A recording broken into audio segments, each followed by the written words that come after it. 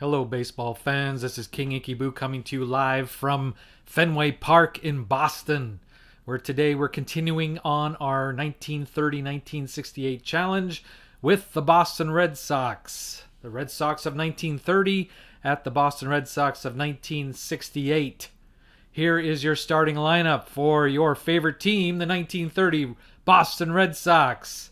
Leading off and playing center field, Tom Oliver. Batting second, the third baseman, Otto Miller. Batting third, the right fielder, Earl Webb.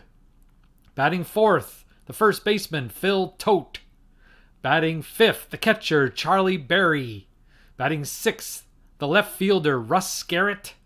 Batting seventh, the second baseman, Bill Regan. Batting eighth, the shortstop, Hal Ryan. And your starting pitcher of the 1930 Red Sox, Milt Gaston. Or probably Gaston. And for the 1968 Red Sox, leading off and playing second base, Mike Andrews. Batting second, the third baseman, Joe Foy. Batting third, the left fielder, Carl Yastrzemski. Batting fourth, the cleanup hitter in right field, Hawk Harrelson. Batting fifth, the center fielder, Reggie Smith. Batting sixth, the shortstop, Rico Petrocelli. Batting seventh, the catcher, Elston Howard. Batting eighth, the first baseman, Dalton Jones. And batting ninth, the starting pitcher, Ray Culp. And we're playing this game, the first game of the series, in National Pastime 3. So let's get to know these teams. Starting with 1930 Red Sox, they're up to bat. Tom Oliver, his on-base percentage for the year of .343 and slugging of .351. These Red Sox, well, let's see, just so I don't guess, here they are. That's 68, here's 1930. They had a record of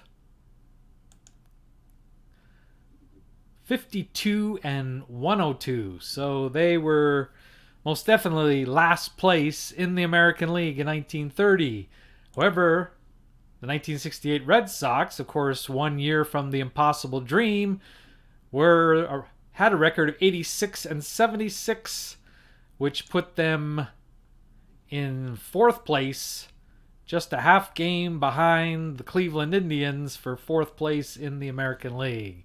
So clearly in this series, we may see a replay of the Atlanta Braves series where they won 7 and lost 2 against the Boston Braves. It could be a blowout, but we shall see. That's why they play the games, and that's why we play the games. We're not going to take anything for granted.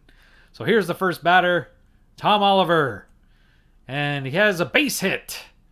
50-50 chance of stealing or getting thrown out, so he will stay at first for Otto Miller. Here's the pitch to Miller. He strikes out. 1 away in the first. Earl Webb, by far their best hitter. .390 on base. .523 slugging. And he's probably could be the best in the series. Yastrzemski comes close with .426, .495. Hawk Harrelson, oh yeah, he's pretty close. .356, .518. Reggie Smith, nope. So it is Earl Webb by a slim margin, the best player in this series. But he's not surrounded by great hitters by any means. And we have to remember that pitching was much more difficult, so that makes Yastrzemski, Harrelson, and Smith's years that much more impressive. 1 man on for Earl Webb. And he hits into a double play, inning over. Here are the 68 Red Sox. Mike Andrews leading off against Milt Gaston. And he grounds out to the shortstop, who is Hal Ryan. For 1 away, Joe Foy, the third baseman. And he rolls double sixes, so he's in the inner circle. Let's see what he can roll. It's 2, so he's going to hit a triple. A 1-out triple for Joe Foy, and the infield comes in And Carl Yastrzemski, the only 300 batter in the American League in 1968. And he walks. So men on first and third with one out for Ken Harrelson. And he gets a base hit. So the 68s are on the board. 1-0. And Yastrzemski goes to third. So they're still threatening. It's not over yet for Reggie Smith. 5-6. Have to roll higher than a 16. He doesn't. It's an error. Error on, let's see, the left fielder, the Russ Scarrett, makes the error, which scores Yastrzemski from third, puts Reggie Smith on first, Harrelson on second, and it's still one away. 2-0, 68 Red Sox. Rico Petrocelli, the shortstop. And he hits double sixes, so he's in the inner circle. Could be a blowout, my folks, my friends, my viewers. 62-6, which is a double. 1 run will score. 2 runs will score. Petrocelli drives in 2 with a double, and it's 4-0, 68 Red Sox. Still one away for Elston Howard. And it could be another error. No, they roll higher than 16, so we fly out. Petrocelli goes to third with 2 out for Dalton Jones. And that's one position that the 68 Red Sox really struggled this year, was first base. Dalton Jones and George Scott did not have good years. And he walks. This brings up the pitcher. They bat around here. Well, not quite, but they bat all 9 batters, bat in the first inning. And Culp strikes out to finally end this inning. After 1 inning, it's 1968's 4, 1930's nothing. So the 30s have a lot of work to do if they want to get back in this game. Culp is ready for his second inning. Here's Phil Tote. And he hits the inner circle. He rolls a 3-3. See what he can do. 3-3 again. That is a home run for Phil Tote, the first homer of the series, and it's 4-1. Charlie Berry is up. A decent hitting catcher. Rolls a 1-4. Rolls a 22, so it's a fly out to left field. Yastrzemski makes the play. 1 away here in the second. Russ Scarrett, the left fielder who made the error last inning, is coming up. He rolls a 10 or a 6-4. That's a ground out to second base. 2 away for Bill Reagan. And he grounds out also to the second baseman. So Andrews makes the final 2 plays of the inning, and it's 4-1 after 1.5. Back to the top of the order for the 68s. Mike Andrews, who grounded to short to start the inning. He grounds to short again. So there's 1 away. Joe Foy, who hit the triple that started everything off last inning for 68s. Hits a 4-6 as a strikeout. 2 away. Yastrzemski, who walked last time up. And he walks again. So usually a 6-1 is not a walk, but because Yastrzemski is so good, he walks in this case. Brings up Harrelson, who singled last inning. And it's a fielder's choice. He grounds to the second. They go to short instead of the long way, and the inning's over. So it's still 4-1 after 2 innings. Hal Ryan is up to bat. His first time up was not a good hitting shortstop. He flies out to left. Yastrzemski has been busy so far. Gaston is up second. He's okay hitting pitcher. He strikes out, and Oliver, who singled, he gets another chance as he hits a foul ball. 1 strike on Oliver. And he flies out to center. That was a good roll, usually 1-5, but it was nullified by Culp. And after 2.5, it's 4-1 Red Sox of 1968. Here's Reggie Smith. He reached on an error. So that means Gaston's, well, he had only 1 unearned run. 3 were earned. So he couldn't even have that. So here's Smith again. And he fouls out to the third baseman, Miller, for 1 away. Rico hit the big hit. The 2-run double to score runs 3 and 4 for the Red Sox of 68. Here he is again, and he gets another inner column, second column hit. Let's see what he can do this time. 54. That's another double. So back-to-back doubles for Petrocelli. 2 doubles. And he is on second with 1 out for Howard, who flew to center field the first time up. And this time he strikes out. 2 away for Dalton Jones. And he grounds out to second baseman Reagan to end the inning. So after 3 complete, 4-1, 68s. Otto Miller struck out last time. He reached on an error by Petrocelli. So he's on. Let's see if they can muster a comeback for as Earl Webb, their best hitter, is up. And another good roll nullified by Culp. He's a 12-2. That B takes away those 8s. And as a result, Miller advances to second. With 1 away for Phil Tody, homered last time for the only 1930 run. This time he flies out to left. Yastrzemski, how many plays has Yastrzemski had today? Yastrzemski's had 3 putouts so far. So he's been busy there in the Green Monster. In front of the Green Monster. Here's Barry with 2 out. See if he can get a 2-out knock. And he grounds out to Andrews to end the inning. Culp is up to lead off the 4th. Gaston. It's probably one of the better pitchers we've seen from the 1930 season so far. 9-1. That's very impressive for 1930. And he hits double 5s, but his C nullifies the 9. It's just a pop out to the third baseman Miller. 1 away. Andrews is up. He is grounded out to short twice. Let's see if he can do that again. He walks this time. He's on for the first time in the game. 4-1 here in the 4th. And Joe Foy, who is tripled and struck out. And he strikes out again. 2 away. Brings up Yastrzemski. He's walked twice. And he fouls out to the catcher, Barry, to end the inning. So after 4, it's still 4-1 for 68s. Here is Ray Culp's final inning. He'll face Scarrett, Reagan, and Rhine. He strikes out Scarrett.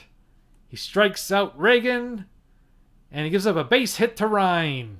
So 2 out, single. Brings up the pitcher, Gaston. And he strikes out. So that is the final line score for Culp. He's pitched 5 innings, gave up 3 hits, 1 earned run, no walks, and 5 strikeouts. The 1 run was a home run. 18 batters faced, and he was helped out by 1 double play. So here's Gaston to face Hawk Harrelson, who singled and grounded out. And he grounds out again to the second baseman, Reagan. 1 away. Reggie Smith pops out to the third baseman, Miller, for 2 away. Petrocelli is up. He doesn't double this time. He grounds out to the shortstop. So that's it for Gaston. Gaston pitches 5 innings, gave up 4 runs, 3 earned, all in the first inning, walked 4 and struck out 4. So we have a reliever now for Culp. And we'll bring in, with a 4-run lead, we have Darrell Brandon, who is a 2-2 with 2 double W's, which is a not good thing, so we will only bring him in if we have to. Dick Ellsworth, decent reliever. Bill Landis, 12-2 X and W. He's better than Ellsworth. Lomberg, who was the star of 1968, took a pretty big step back in 1967. He was great, but 68 he took a step back with a 4.30 ERA. He has a W. Sparky Lyle, 7.3 Y and Z, so he strikes out a lot of people. Dave Moorhead, 9.2 WG. Pizarro, he has an M on him. Rogan Burke has a beloved I, but he has a W. Jose Santiago has a W. So a lot of walks in this pitching staff. Lee Stange is very good. He has except for the L, he's 10-1 and a Z with an L, which is bad. And he's another W with Jerry Stevenson. Gary Waslewski doesn't have a W. And Fred Wenz. So we'll bring in Waslewski, since he doesn't have a W, to face the top of the order for the 30s. Here's Oliver. He has singled and flied out to center field. And he flies out. Otto Miller is up. He has struck out and reached on an error by Petrocelli. And he is a possible error, but he doesn't have that, so he grounds out to Dalton Jones unassisted for 2 away. Earl Webb, he's hit into a double play and grounded to the third baseman Foy. And he strikes out. So we built up Earl Webb, but he's done nothing so far. So Gaston is done. Let's see what kind of relievers we have here. Usually it's kind of scary proposition to look at these 1930 relievers. Bill Bain, 5-1 Z, and the worst rating in the game, the N, which means pretty much everything that's extra bases turns into a home run. Frank Bushy, 7-1 VG. He's good. We'll definitely use him today. Earl Durham is also good. These are better pitchers than we've seen on the Phillies and the Braves, that's for sure. 8-2Z, which is no problem putting him in. Bob Klein, 9-3V. V just means that instead of him striking out batters, it turns into a ground ball. It's not the end of the world to have a V. The triple Z is excellent. It means he strikes out almost everybody or a lot of guys. And he has an I. He is definitely, we're not going to have any problems bringing in these 3 guys. Here's Hod Lisenby. He has an L, but he's not too shabby. Danny McFadden. Yeah, we can bring him in. Boy, we're going to bring in guys and we're not having to cross our fingers the entire time. Ed Morris. He has a W. The first guy on the team with a W. But he offsets that with a wonderful H. And he's 10-3. He's no problem. Boy, they got good relievers. Good pitchers here. 9-2X. Triple Z and an I. Mulrooney, no problem bringing him in. Jack Russell, we're getting used to great pitching. He's not the best, but we can bring him in a pinch. Ben Shields, okay, he's not very good. 2-1, has a W, so we'll try to ignore him. And here's another W and an L. That's a bad combination for George Smith. So we will bring the first guy that we said was good. Frank Bushy will come into the game. I'm sure he's a household name still in Boston. Frank Bushy. He's going to face Howard, Jones, and Westwell. Pinch hitter. Here's Elston Howard. He is struck out and flied out to center field. And he gets a base hit. So we build up Bushy, and he gives up a base hit to the first batter he sees. Dalton Jones walked and grounded to second base. And he hits into a double play. Pitcher's best friend. Bushy's best friend. Okay, what we have for relievers here, or pinch hitters, we have Jerry Adair. Not very good. Luis Alvarado. Not even worse. Russ Gibson. Nothing to write home about. Joe LaHood. He gets on base a decent amount. 330. Jerry Moses. He is very good, but he only has 19 play appearances, so it's kind of gamey to bring him in. Russ Nixon, terrible. Floyd Robinson, not very good. George Scott, we talked about him. He had a terrible year. Norm Seaburn was a great hitter, no longer. Jose Tartable, he's probably the best we've seen so far, which isn't saying much. And George Thomas, he can hit the home run. But again, he's only 11 plate appearances. So there's one guy here that, not him, that had got on base. Yeah, Joe LaHood. So we'll bring him in to see if he can get on base with 2 outs here. So Bushy is doing a fine job so far. He gives a double sixes. Okay, so does he have voodoo? Yes, he has some voodoo. Level 1 voodoo. So he can maybe take away a home run if they roll a 1 here. 52, that's not a home run, it's a base hit. And he can't steal. Play it safe. And an S. So maybe we'll pinch run for him if there's anybody who can run on this team. Adair Alvarado. So Alvarado's coming in to pinch run. He has an F. So he can score easily from first base on a double if Andrews is able to hit one. 2-3 flies out to center, inning over. So we're still, after 6 complete, it's still 4-1 68s. And the next pitcher, I know we've looked at him already. We'll bring in a guy who makes a lot of great movies. 16 Candles, I think, was one of them.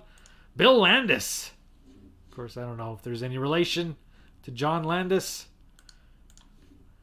Okay, so he's going to face Tote, Berry, and Scarrett here in the 7th. Gets a base hit. He's going to try to steal.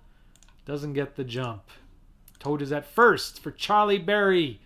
He is 0 for 2. See if they can come back here in the 7th inning. 3-6. Has to roll 11 or 12. That would have been an error for the 1930s, but for 1968 is not an error. It's just a pop out to Foy for the first out of the inning. Russ Scarrett, 4-3 and a strikeout. He walks. That W came into play there. W, base on balls. 2 men on. So instead of 2 out and a runner on first, we have 1 out and runners on first and second. That's the power of the W. Here's Reagan. He is 0 for 2 today. He flies out. Runners hold. And now Hal Ryan. He does have a hit. But that was pretty lucky. Let's see if we can... Who else is the shortstop on this team? Can we... I think Rabbit Worcester. Yes. So we can bring him in. Let's see if there's a decent pinch hitter here. Sweeney is good. We need some runs. We can't sit back and wait for something to happen. I think we're going to use Mr. Sweeney. Use our best right here. Sweeney is the backup first baseman and third baseman on this team. So he's going to see what he can do versus Landis. And he strikes out. So should we leave him in the game somehow? I don't think so. He's gone. We'll bring him the Rabbit to play short. We go down. We're still in that fielding B or fielding 2 area, which is 36-40. So we didn't lose really anything going down 1 on the shortstop rating. So that's it for Bushy. He had a decent outing. So we're going to bring in Mr. Eddie Durham. Probably they called him Bull, I am guessing. As most people who have the last name Durham, they get that nickname. Here's Foy. Foy he tripled and struck out twice. And he grounds out to short to begin the 7th inning. Yastrzemski walked twice and popped to the catcher. And he hits a home run. Home run for Carl Yastrzemski. How many did he have in 1968? Yastrzemski had...